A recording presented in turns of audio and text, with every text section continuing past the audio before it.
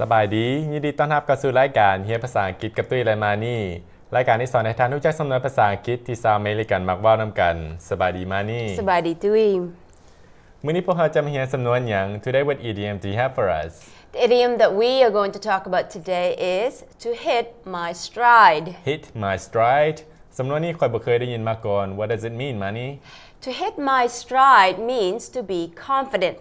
We will talk more about this idiom after we roll the video We all know that hitting is not good behavior. To hit my stride. So why is hitting your stride a good thing? What are you reading? Julia Child's biography. Is the book any good? Yes. What I really love about Julia Child is that she did not hit her stride as a cooking expert until later in life. That's interesting. I guess we all hit our strides at different times in life. When you hit your stride, you have become comfortable with doing something, and you are good at it. This expression comes from running. When a runner hits their stride, they are moving quickly and at a fast speed. So, as you can see in the video doing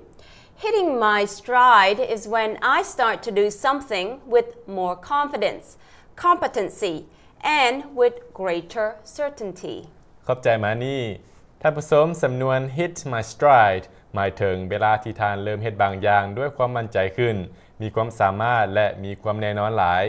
มานี่ยกตัวอย่างให้พวกเราฟังได้บ่ Can you give us an example of this idiom in a sentence? Yes, I can. You can say Age and confidence go hand in hand.